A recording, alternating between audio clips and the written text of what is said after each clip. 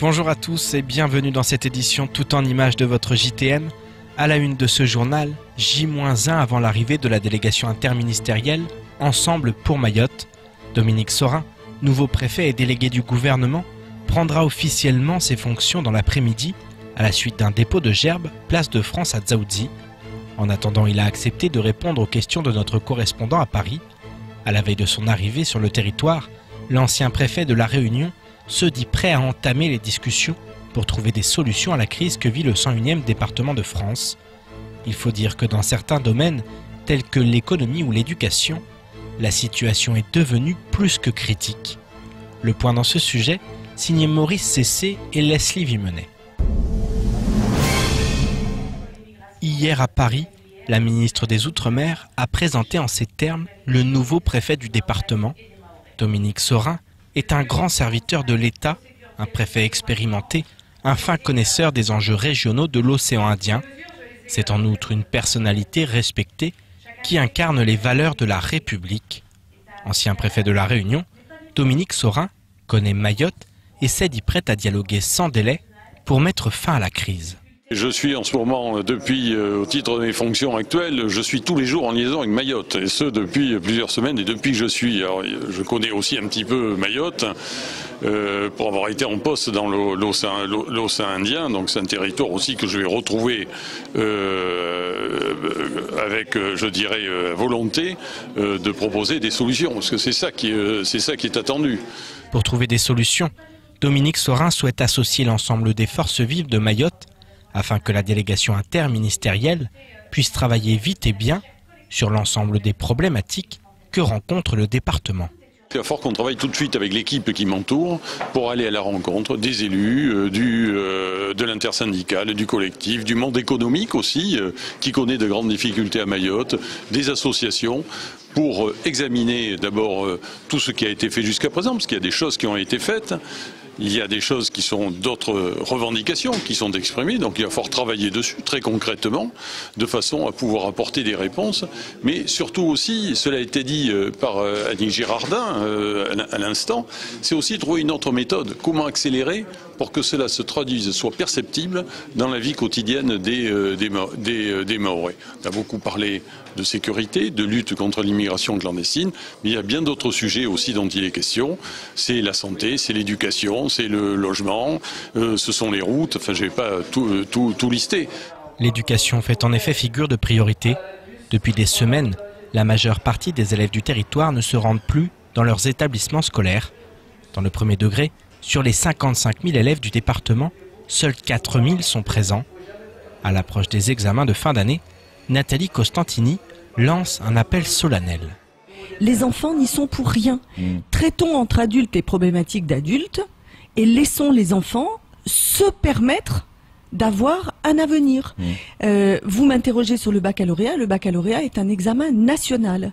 Quand bien même il y aurait un regard qui est toujours le même, qui est un regard bienveillant avec le livret scolaire, qui est un élément aussi indispensable au niveau du baccalauréat, quand bien même, si vous n'avez pas traité une partie du programme conséquente, vous ne serez pas en capacité de traiter le sujet. Donc si vous avez une feuille blanche, pour être indulgent sur une feuille blanche, c'est une feuille blanche. Bon, on risque d'avoir cette année un gros taux d'échec. Mais c'est ça qui est dramatique. Ouais. C'est pour ça que vraiment c'est un appel que je fais à tout le monde. Il est essentiel que l'année scolaire reprenne et que nous puissions aider autant que faire se peut les jeunes à passer leurs examens. Éducation, économie, santé. Après un mois et demi de grève générale, l'île est enlisée dans une crise sans précédent qui risque de laisser des séquelles, pour l'heure impossible à évaluer. S'il est difficile de se projeter sur les conséquences du mouvement de grève en cours, il est certain qu'elles seront très importantes dans le secteur économique. Ce matin, nous recevions sur notre plateau le directeur de la laiterie de Mayotte. Si pour l'heure son entreprise n'est pas la plus impactée par la crise, le contexte ne favorise pas les investissements, notamment dans le domaine de l'industrie. Pour Olivier Novou, l'attractivité du territoire est un problème de premier ordre qui va encore souffrir à la suite de cette grève générale. Écoutons ses propos tenus ce matin lors de la matinale de Kwesi. cette grève va contribuer à fragiliser encore davantage les entreprises et notamment les entreprises industrielles. Pour rappel, il y a 10 ans de cela, il y avait une quinzaine d'entreprises industrielles. Rizomail, la savonnerie de Mayotte, l'usine de matelas, la Solaf elle-même a réduit son activité et aujourd'hui n'a pas du tout les mêmes activités que celles qu'elles avaient auparavant. Donc globalement, le tissu industriel tend quand même à avoir de moins en moins d'entreprises pour une raison simple, c'est que comme l'industrie nécessite des investissements lourds dans du terrain, dans des bâtiments, dans des machines, ces investissements, on les rentabilise au bout de 10, 15 ans. Quelle est la visibilité dont un investisseur aujourd'hui dispose sur 10, 15 ans quand on sait même pas comment le lendemain va se passer, quand on n'arrive pas à circuler, quand on n'arrive pas à recruter. Comment peut-on recruter aujourd'hui? On a besoin de compétences. Comment on recrute des compétences à Mayotte? Si on les trouve pas sur place, il faut les faire venir de l'extérieur.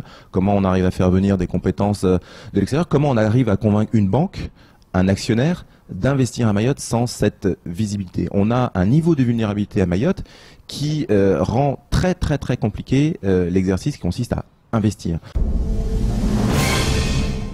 Je vous propose maintenant de faire un petit tour du reste de l'actualité, en bref, de ce jeudi 29 mars.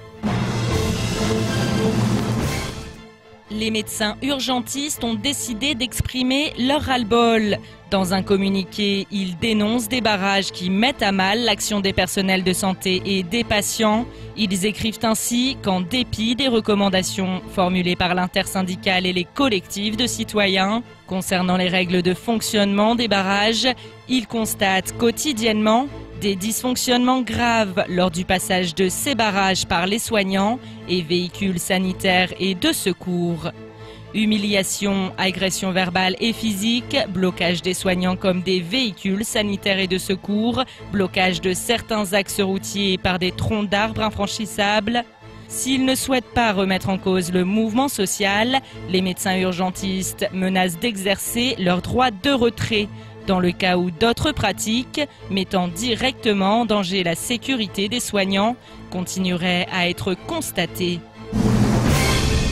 Le maire de Dzaoudzi l'abattoir, Saïd Omar Wali, informe la population qu'au vu des risques sanitaires liés à l'accumulation des déchets sur le territoire et à l'impossibilité de mobiliser les moyens habituels, des mesures exceptionnelles et temporaires sont mises en œuvre actuellement dans sa commune.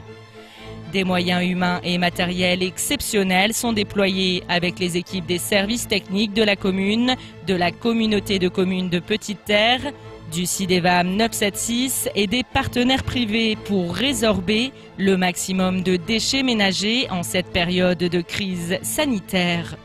Le soutien d'un collectif de citoyens a permis de collecter les déchets dans le centre-ville de l'abattoir. Le maire rappelle plusieurs recommandations: favoriser le réemploi, la réutilisation des produits et objets, réduire le gaspillage alimentaire, trier ses déchets d'emballage ménager dans l'étrio et pratiquer le compostage des déchets organiques et des déchets verts. EDIS, exploitant de l'aéroport de Mayotte depuis 2011, va installer un système d'arrêt d'urgence pour renforcer la sécurité des avions en cas d'incident à l'atterrissage ou au décollage.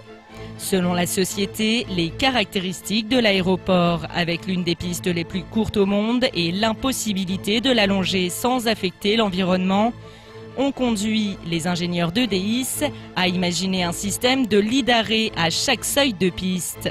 Ce dispositif doit garantir le même niveau de sécurité qu'une zone réservée de 90 mètres imposée par la nouvelle réglementation européenne. Après 2 années de vérification technique en collaboration avec la Direction générale de l'aviation civile, EDIS a choisi l'entreprise suédoise Runway Safe pour réaliser ses aménagements opérationnels à la fin de l'année. Le montant des investissements est de 13 millions d'euros.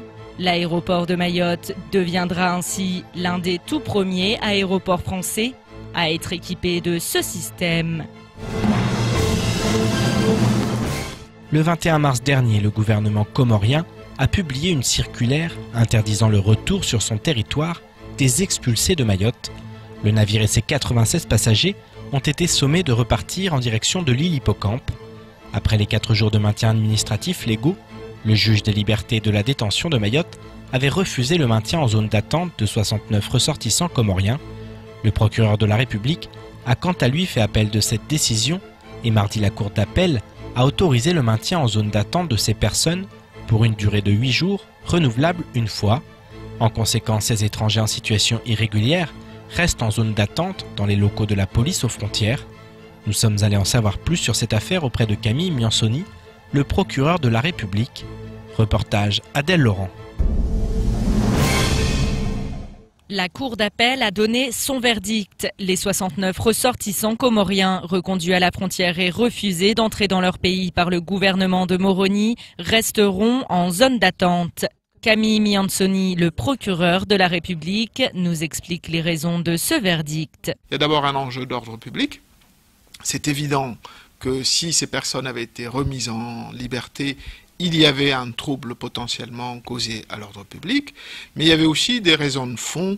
La Cour d'appel devait apprécier la légalité, la régularité de ce maintien. Et par les décisions qui ont été rendues, la Cour d'appel a très clairement dit, grâce au travail minutieux fait par la PAF, que ces décisions étaient parfaitement régulières. Voilà le sens de cette décision.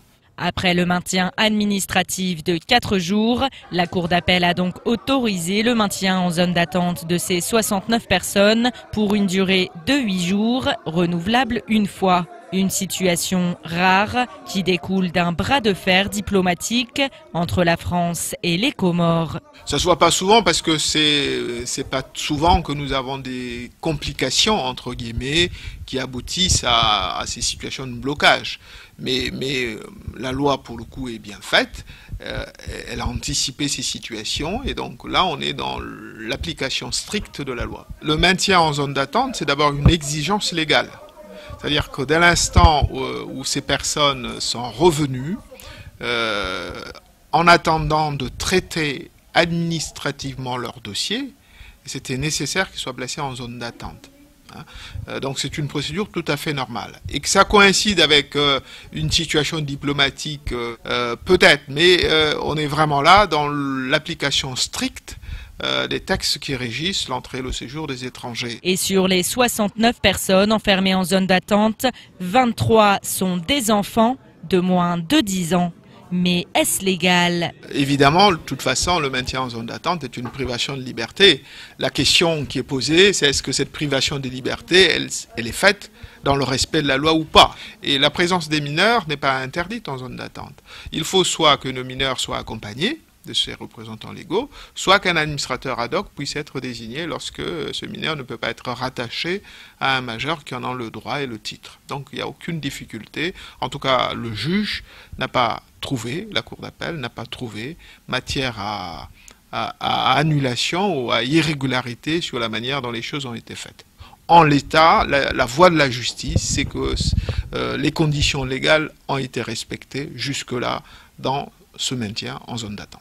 Concernant le rattachement de ces mineurs à des adultes, dans son rapport intitulé 976 aux frontières de la légalité, l'ANAFE dénonce le rattachement arbitraire de mineurs incarcérés au centre de rétention administrative à des adultes non titulaires de l'autorité parentale avant d'être expulsés du territoire. En ce qui concerne les 69 personnes bloquées en zone d'attente, certaines associations font quant à elles part de complications dues au barrage, comme le manque de personnel en charge d'informer les personnes incarcérées, mais aussi les difficultés pour ces dernières de récupérer leur dossier administratif, élément indispensable en cas de recours. Concernant la procédure de maintien en zone d'attente, celle-ci est limitée à 26 jours au maximum. Mais que se passera-t-il passé ce délai? La justice vient pour, à un moment donné, autoriser au-delà des textes, des délais fixés. J'espère que d'ici là, d'ici ce délai maximum, l'administration trouvera les moyens pour traiter ces dossiers. Je ne fais aucun pari sur la dimension diplomatique du sujet. Une diplomatie compliquée. Le gouvernement comorien refuse toujours l'entrée sur son territoire de ses ressortissants expulsés de Mayotte. Quant à la France, elle a donné une première réponse dimanche dernier en refusant d'octroyer le visa à des membres de la délégation comorienne devant prendre part à une réunion concernant l'accession des Comores à l'Organisation mondiale du commerce. Hier, Annick Girardin, la ministre des Outre-mer, a affirmé que cette question sera traitée avec la plus grande fermeté. Le bras de fer diplomatique continue donc et entre les deux, l'horloge tourne pour les 69 ressortissants comoriens dont ni la France ni les Comores ne veulent. C'est ainsi que s'achève cette édition. Merci à vous de nous avoir suivis. Pour continuer à suivre l'actualité locale, rendez-vous sur notre site l'infoquesi.fr. Bonne soirée à tous et à demain dès 6h avec toute l'équipe de la matinale.